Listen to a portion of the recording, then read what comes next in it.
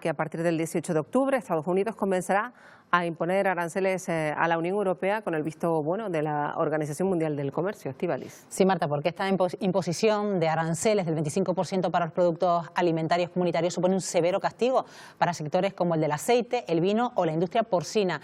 Aquí en Canarias el sector vitivinícola será el más perjudicado.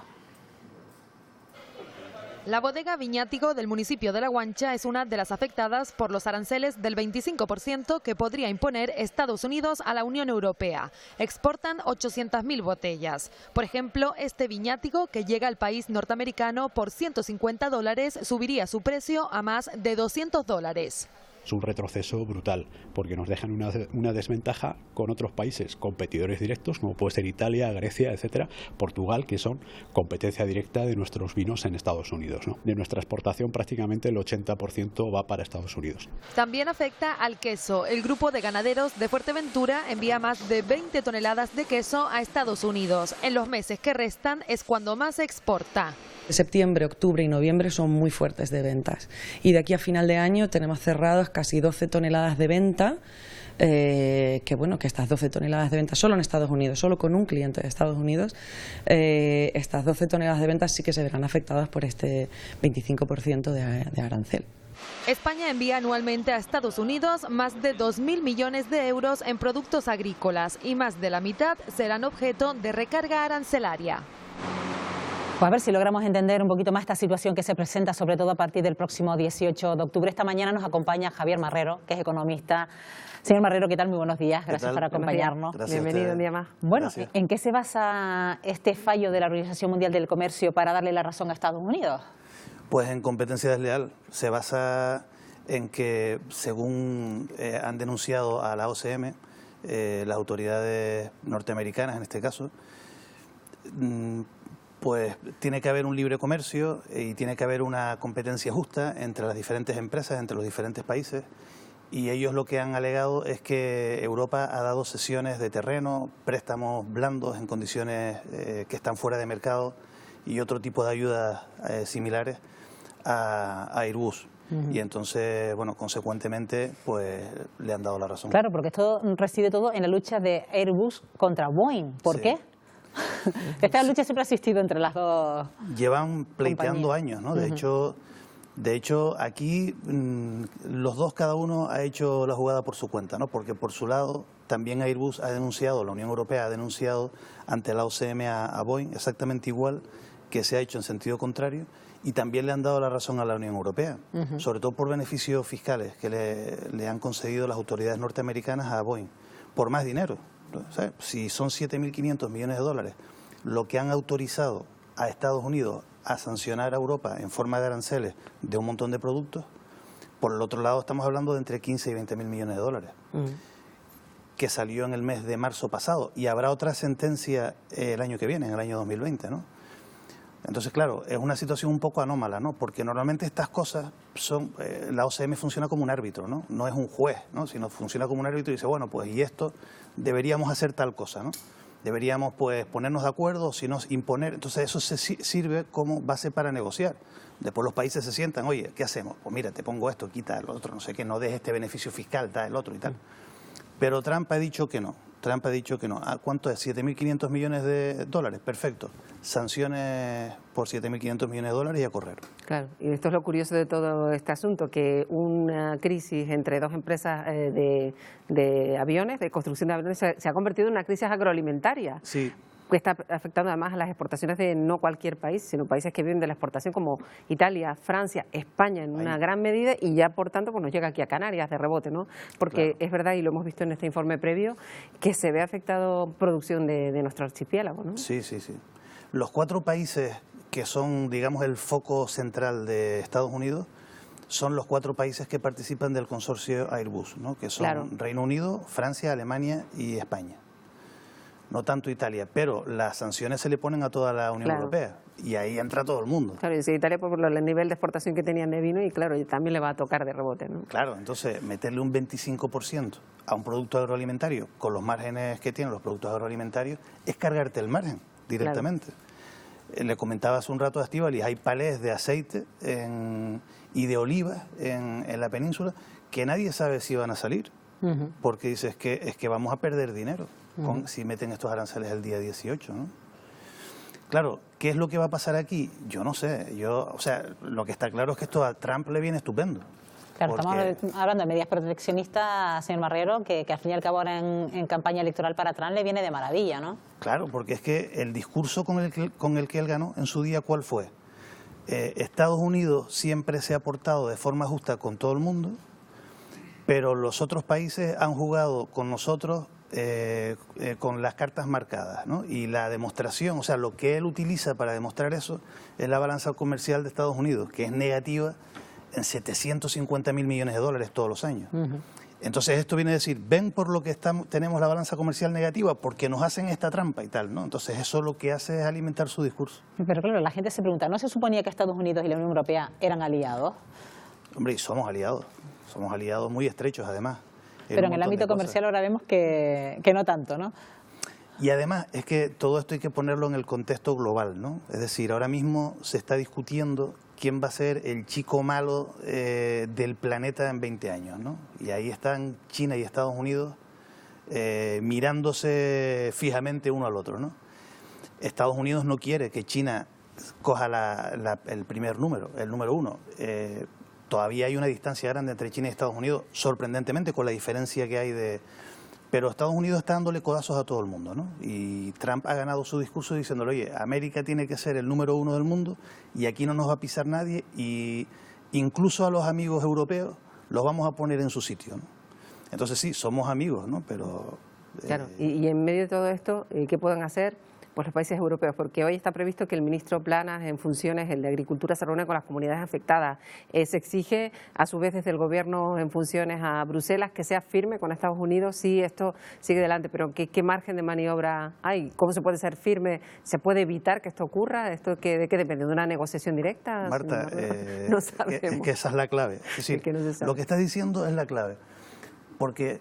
Igual estoy equivocado y esto ya como si no lo estuviera diciendo. Para mí todo esto es una comedia. Es decir, para mí todo esto es un cuento. Hay un estudio que leí hace poco, muy curioso, donde se correlacionaban las declaraciones de Trump con el funcionamiento de la bolsa norteamericana. Y que China no sé qué vamos a poner, ¡pum!, la bolsa para abajo.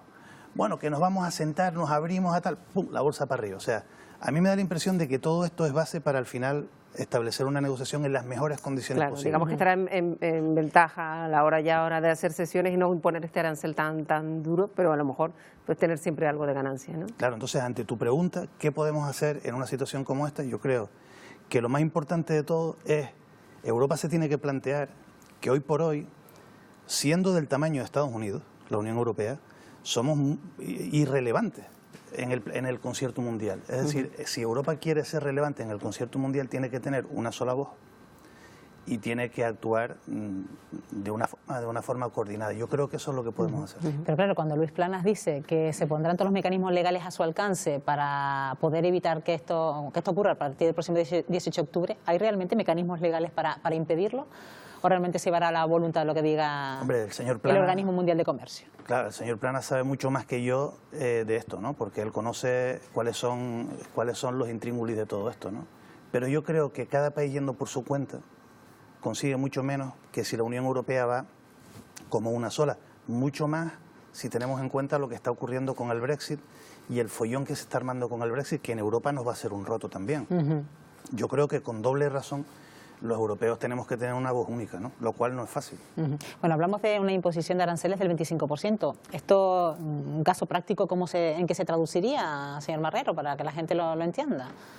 Es decir, al pasar por la aduana, determinados productos que, por ejemplo, podrían salir de Canarias a Estados Unidos van a costar un 25% más en Estados Unidos, entiendo, ¿no? Exacto. Si un señor, una señora, un empresario que le vende una botella de vino a un importador norteamericano en $10, pues el coste no van a ser ya $10, van a ser 12,5. Si el margen del señor que vende el vino es el 20%, ya te lo has comido, porque él iba a ganar 2 euros. Y si ya tenía acordado un precio de 12 euros o de 13 euros, te has comido el margen directamente, ¿no? Esa es la práctica. O sea, eso te obliga a sentarte otra vez a renegociar tu producto con los importadores.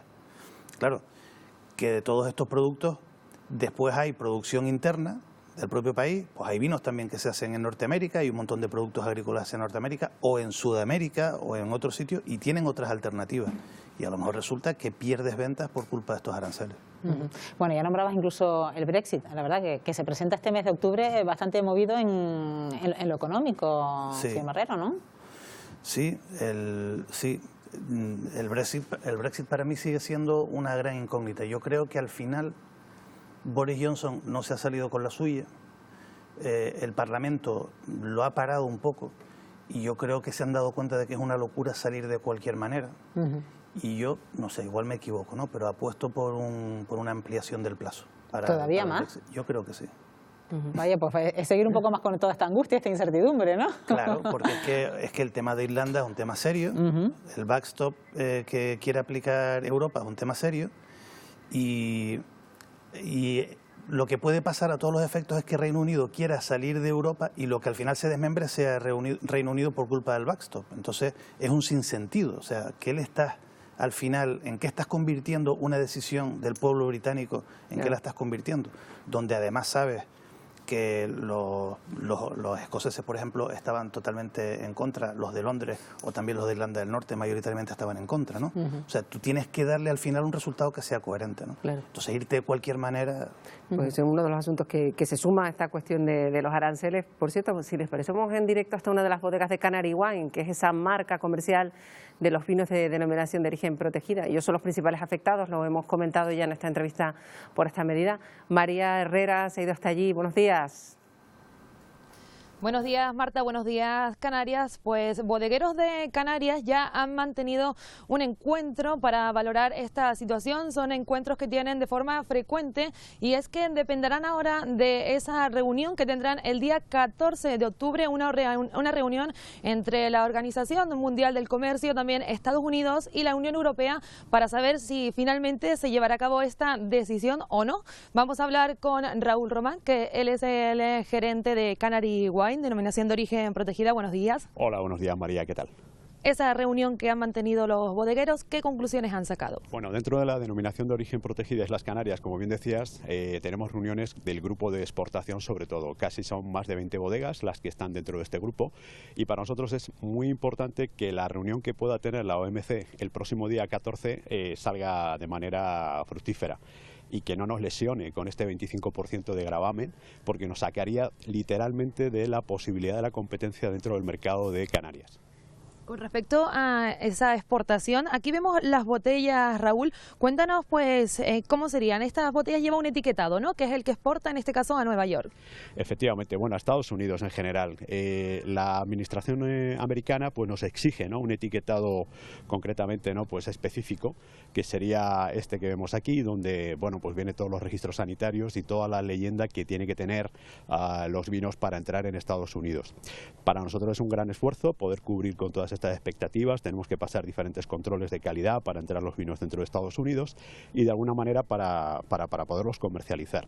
Y todo este trabajo de promoción que se ha hecho durante tantos años, pues a nosotros nos puede lastrar estas decisiones que no tenemos la culpa, ¿no?, que las compañías aéreas tienen sus problemas, pero no nos tienen que perjudicar con estos aranceles al sector primario, ¿no?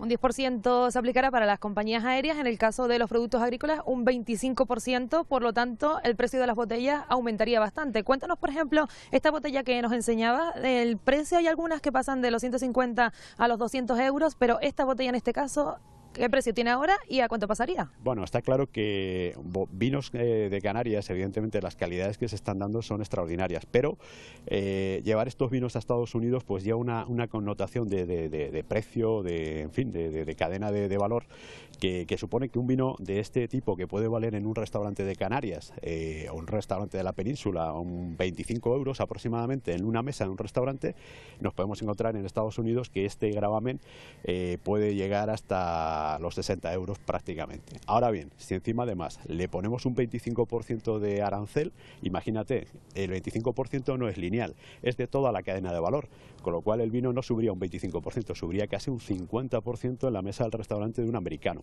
Y esto nos queda totalmente en desventaja con países como Grecia, Italia o Portugal, que son países que no les van a gravar ese 25% y están dentro de la Comunidad Económica Europea. Nos afecta a Alemania, a Francia y a España. Porque sobre eso también, Raúl, comentar pues que llega la competitividad porque se le aplica a países como lo que decías y en este caso Grecia o Italia van a aprovechar también para poner sus vinos a la venta en Estados Unidos. Efectivamente, bueno, ya los tienen, pero efectivamente a la hora de elegir, en la elección en una carta, a la hora de tomar un vino europeo, pues evidentemente el gravamen del precio va a ser una connotación determinante, ¿no? En este caso, evidentemente, pues $25 de diferencia o $30 de diferencia en una botella da más que un resultado para elegir otro tipo de vino y no el nuestro. Muchas gracias, Raúl, por atendernos. Gracias a ti, María, encantado.